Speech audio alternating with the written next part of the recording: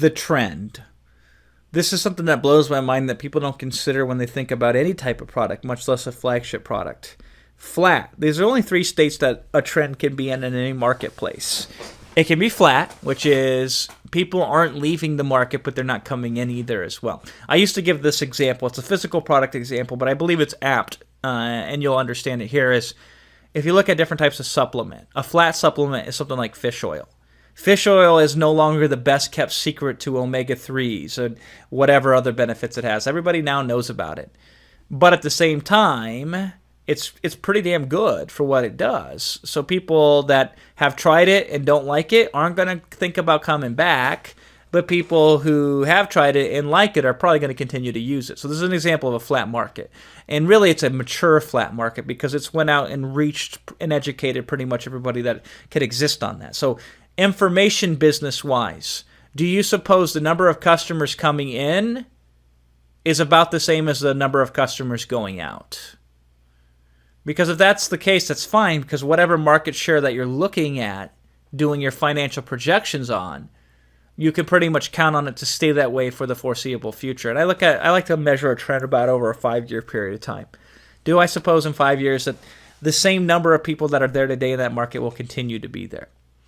Now, the second state is a downward trend. Do you believe that there are more customers leaving this market than entering this market? And that can be a lot of things. Like, so the example on the supplement side is Garcinia cambogia was a downward trend, and before that it was acai berry. It was things that were popular, flavorful. A lot of people utilized them, and hey, if they worked or didn't work, there's no reason to continue using them for long periods of time. So that was something that was on a downward trend as a physical supplement. Now, information businesses can be on a downward trend. Now, I'm talking about on a meta level.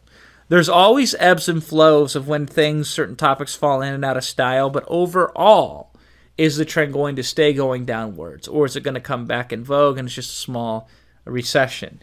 So that's something you have to be considerate of, but I will tell you something like Kindle as an opportunity is going down. Publishing Kindle books, the trend is to go downward because of a lot of factors, but I'll give you a couple very offhand. Is one of them is Amazon has continued to slice up the amount of payments that it pays those people and limit the function of Kindle sellers. The number of new customers who are just using their first Kindle ever is smaller as a whole. Because there's pretty much, if you're not on Kindle right now downloading books, you're not going to be.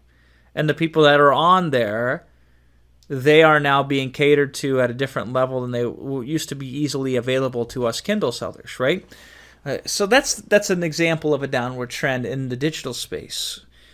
Now, the other thing here is the third thing is the upward trend. Are there more customers entering this market than leaving it? And so there are certain things. So the idea is there are certain supplements where that's the case right now, to where their science has discovered certain combinations of things that also, the other thing here is the disposition that customers are willing to accept as true, regardless of whether they are or are not true. And as a whole, there are certain supplements right now that in the next 5 years are just going to gain in popularity. Those are the types of supplements I would want to be selling if I were selling supplements, right? So on a digital scale, information product creation is, by the way, on an upward trend. You know why? Because more and more people are seeing internet and ebooks as something that is legitimate because of the Kindle. By the way, the Kindle got everybody much more comfortable with ebooks in general, but people don't necessarily like to be restricted to a closed ecosystem for how they buy and utilize their PDFs and their Kindles. And PDF as a whole has become an accepted 3-digit acronym that everybody knows what it stands for, right? And so that's, digital learning is on a massive upward trend. And information products, because, look at how few bookstores exist out there these days.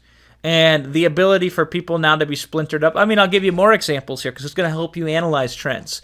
Look at cable television right now. There used to be a time where if you wanted news, you had, there was this fairness in news doctrine that there used to be existing because there were so few channels that existed out there that they had to pay equal time to the left wing and the right wing.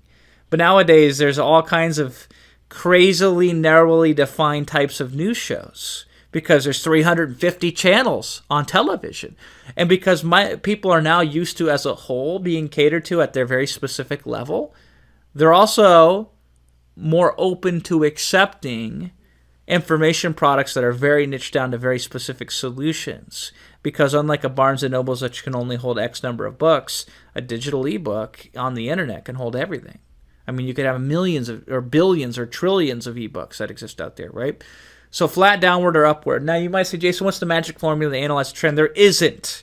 It's a lot of intuition or a lot of checking around and looking at people overall as a whole and how they're behaving, and then people overall in your market, how they're behaving, and certain things that can be disruptive, that can change whole industries overnight. And you can get this wrong, but I will tell you 99% of people don't even think about it. So just the fact that you're aware of it and are considering it is going to be tremendously helpful to you. And then every year you can do a check-in. Say, was I accurate in my prediction of my trend? If not, let me adjust. And then you'll be a better trend predictor again in the future for the next 5 years.